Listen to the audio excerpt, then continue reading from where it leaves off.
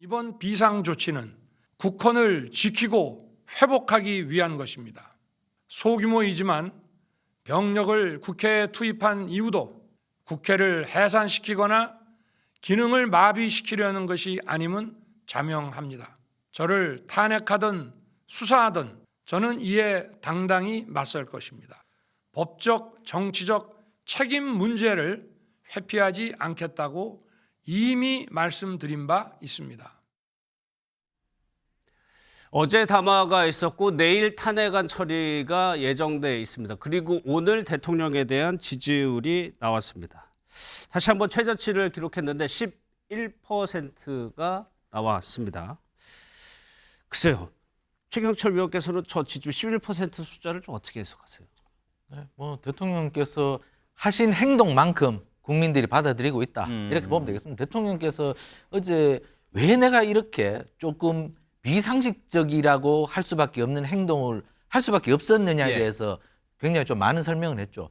행정부를 무력화시키는 국회의 입법행포 그리고 탄핵난사 이러한 것들이 모든 국가를 지금 마비시키고 있다. 거기에 또 예산까지 4조 1천억 원이 넘는 엄청난 액수를 깎으면서 행정부가 무력화될 위기에 놓여서 상권 분립이 위협받고 있다는 취지로 말씀을 하셨어요. 예. 그것을 계엄의 정당화 요인으로 좀 설명을 하셨는데 일견 보면 저 호소는 정당성은 있어 보입니다. 예. 하지만 저것이 계엄으로 직결될 수는 없는 것이죠.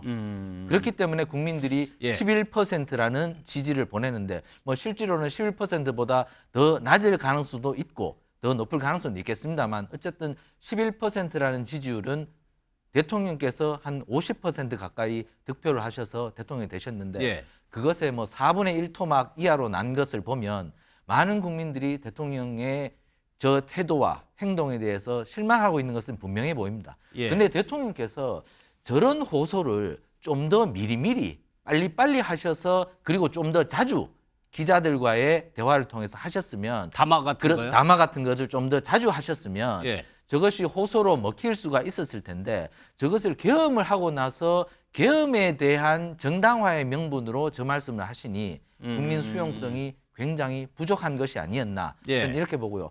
저 말을 곰곰이 되씹어 보면 국회도 조금 행정부에 대해서 너무 심한 행동들을 좀 하였구나. 일부 국민들은 그런 생각도 하였을 겁니다. 국회가 저렇게 심하게 했어.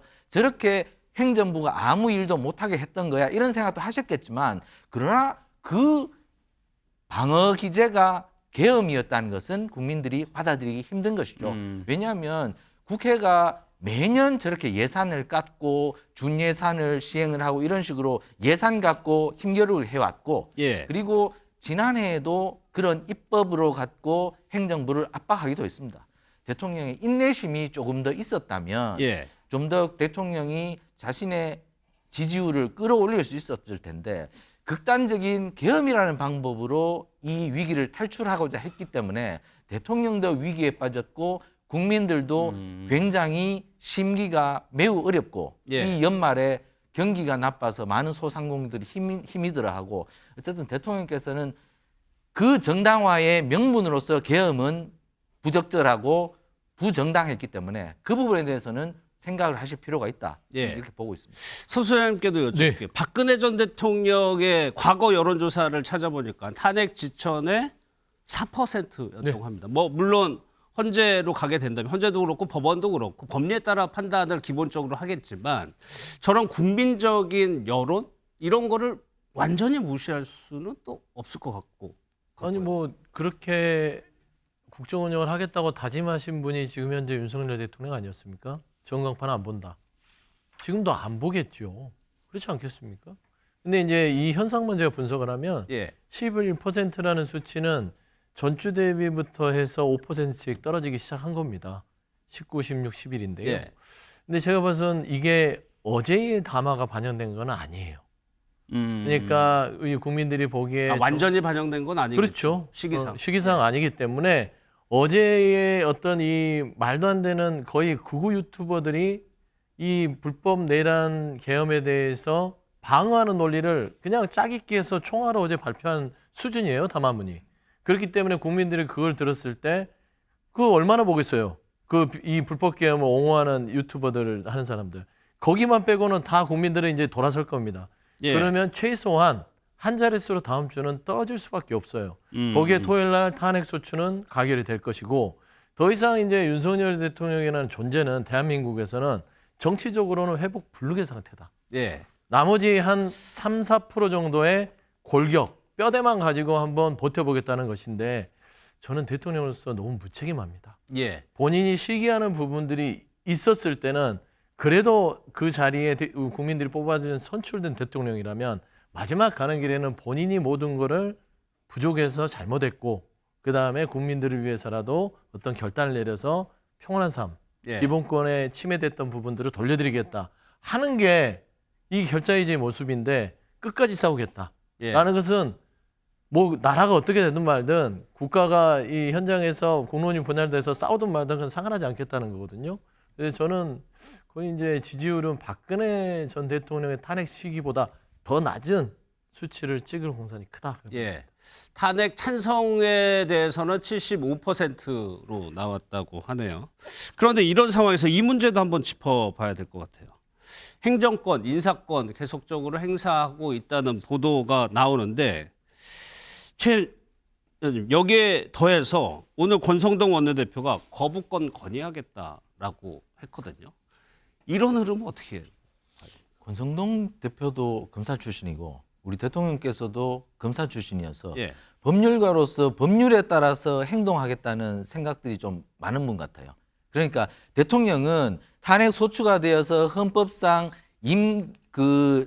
권한이 정지되는 그날까지 권한을 행사해야 된다고 생각하는 것 같습니다. 물론 예. 그게 어떻게 보면 맞는 것 같습니다. 그래서 거기까지 갈 것 같은데 거부권은 행사하기가 현실적으로 어려울 겁니다. 왜냐하면 거부권을 행사하기 위해서는 국무회의가 거부권을 행사하도록 대통령께 건의를 해야 됩니다. 그럼 예. 국무회의가 열려야 됩니다. 예. 사전에. 근데 지금 현실적으로 국무위원들이 모두 모여서 저것을 거부권을 대통령께 올리겠습니다. 저 승인을 올리기가 물리적으로 어려울 것 같아서 저것은 내일까지도 아마 국무회의가 개최되기가 힘들 겁니다. 그러니까 당은 저렇게 생각하더라도 정부는 다르게 그렇습니다. 생각하고 있다는 그렇습니다. 예. 그 전에 또 국무위원들을 국회가 계속 부르겠죠. 내일까지도. 예. 그럴 가능성이 있기 때문에 국무회의를 열기가 물리적으로 어려울 것이다. 그래서 거부권은 행사하기가 힘이 들 것 같은데 그러나 지금 국민들이 아셔야 할 것은 어떤 이걸 가정하더라도 만약 대통령이 중범죄자로 취급한다면 중범죄자라도 방어권은 보장되어야 합니다. 어제 방어권이요? 조국 대표가 무려 5년 2개월의 재판을 끈 끝에 어제 마침내 최종심을 받았습니다. 예. 5년 2개월이 걸렸습니다. 우리나라 요즘 형사사법 체계가 그만큼 긴 방어권을 보장해주고 있습니다. 그러니까 대통령도 대통령이기 전에 하나의 국민입니다. 그렇기 예. 때문에 우리나라 형사사법 체계가 보장하는 최대한의 방어권을 보장해야 된다. 그렇기 때문에 대통령께서 어떤 말씀을 하시든지 그것은 방어권으로서 보장되어야 된다. 지금 이재명 대표도 계속 방어권을 행사하고 있지 않습니까? 조국 대표는 단 한 번도 자기의 범죄를 인정한 적이 없습니다. 계속 부인해 왔습니다. 예. 5년 2개월 동안 부인해 왔습니다. 하지만 대법원은 징역형을 때렸습니다. 그렇기 때문에 대통령께서도 저런 말씀을 하실 수 있다. 국민들도 저 말을 들을 겁니다. 아, 이 사람의 방어권을 행사하면서 어떤 말을 할까? 예. 어떤 논리를 펼까? 그렇기 때문에 대통령께서도 저런 말을 계속 하여야 하고 국민들도 한번 들어봐야 되고 주권자인 국민이 어떻게 판단할지는 향후 또 어떤 선거가 있든지 거기에서 주권자인 국민이 선거 경쟁에서 어떤 심판을 내릴지는 또 두고 봐야 하는 것이고 예. 어쨌든 헌법이 보장한 모든 권리는 행사할 수 있어야 된다. 그리고 예. 국민은 그것을 한번 들어봐야 한다. 저는 이런 절차가 앞으로 행해져야 하고 예단과 편견으로 사람을 재단해서는 안 된다. 어제 한동훈 대표가 의총에서 범죄를 자백하였다. 이런 식으로 얘기하고 있습니다. 법률가가 저런 식으로 얘기하는 것은 매우 섣부른 것이죠. 저는 예. 국민들께서도 아주 그 수준이 높으시기 때문에 이번 사안을 제대로 잘 풀어보시라고 봅니다. 예, 뭐 물론 혐의의 정도 차이는 있겠지만 방어권 얘기를 하셨는데 그래서 그럴까? 지금 언론 보도를 보면 헌재로 만약에 가게 된다면 대통령이 직접 변론 요지서도 작성하고 재판까지 생중계를 뭐 검토 중이다라고 하는 거는 이거를 적극적으로 활용하겠다는 걸로 보이거든요. 그러니까 방어권 얘기를 하시니까 참 그 뭐라고 해야 되죠? 회한이 든다 그럴까요? 최영철 의원님도 그렇고 국민의힘도 그렇고. 그러면 그렇게 이 야당 대표였던 이재명 대표에 대해서는 범죄자 취급을 그렇게 했지 않습니까? 확정된 것처럼. 그래놓고 방어권에 대해서 지금 대통령에 대해서는 보장해줘야 된다. 저는 이런 부분이 앞뒤가 좀 안 맞는 것 같고요. 그랬으면은 처음부터 각 어떤 범죄 피해자에 대해서 무죄 추정으로 가시지. 이제 와서 대통령이 공경에 취하니까 무죄 추정 방어권을 얘기하는 거 참 좀 궁색하다라고 예. 좀 말씀드리고 싶고요. 뭐 생중계를 하든 뭐를 하든 그거는 뭐 이제 개인 윤석열로서의 법적 다툼이죠. 제가 말씀드린 거는 대통령으로서 예. 국정을 책임지는 책임자로서의 책임감은 이제는 없다라는 것입니다. 그게 문제죠.